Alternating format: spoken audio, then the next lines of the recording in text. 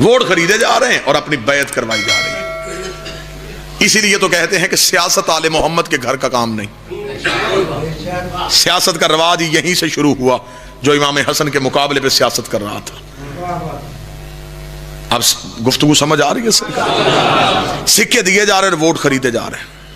شام کے وقت امام حسن علیہ السلام مسجد میں نماز پڑھنے کے لیے آئے۔ جب دیکھا، اس نے کہا اچھا تو حسن آپ اس لیے تاخیر سے آئے، شاید میرے خزانے خالی ہو جائیں۔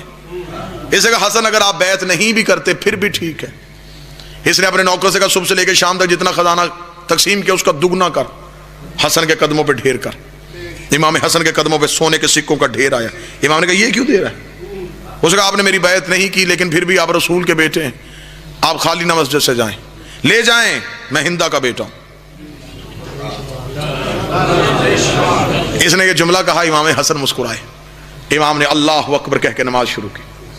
سجدہ آخر مکمل ہوا، امام اٹھ کے جانے لگے۔ اب دشمن کے دربار میں لوگ دیکھ رہے ہیں کہ حسن جاتے ہوئے سکے لے کے جائیں گے نہیں لے کے جائیں گے۔ لوگوں کا رش بڑھ گیا ہے کہ اب دیکھیں امامت کیا فیصلہ کرتی ہے۔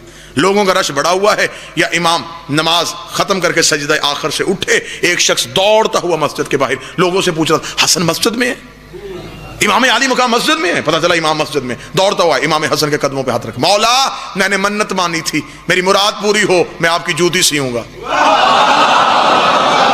جو بول سکتا وہ زحمت فرمائے، میری منت تھی، میرے دل کی خواہش پوری ہو میں اپنے ہاتھوں سے آپ کی نالین سیوں گا۔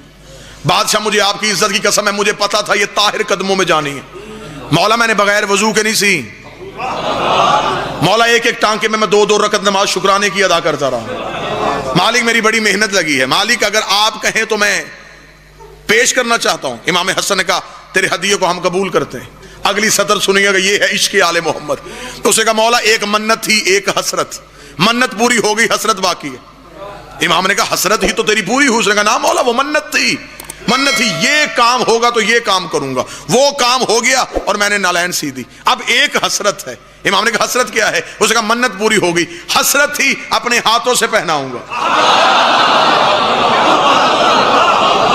بادشاہ حسرت میری یہ تھی اپنے ہاتھوں سے پہناؤں گا۔ اب وہ جو سونے کے سکے لے کے جگر چبانے والی کی بیٹے کی بیعت کر رہے تھے، اب وہ پریشان کھڑے ہیں اور وہ تخت پہ بیٹھا پریشان ہے کہ پیسہ دے کے بھی یہ عزت نہیں مل رہی، اور یہاں بغیر لالچ کے اس نے کہا مولا میری حسرت ہی میں اپنے ہاتھوں سے پہناؤں گا۔ امام حسن مسکرا اور امام حسن علیہ السلام نے اپنا دایاں پاؤں اس کی طرف بڑھایا، اس نے یوں دائیں پاؤں کے نیچے ہاتھ رکھے، پاؤں کو چوما، آنکھوں سے لگایا، آنکھوں سے لگانے کے بعد اس نے انما یرید اللہ کی آیت پڑھتے ہوئے یوں امام کی نالین امام کے پاؤں پہ رکھی۔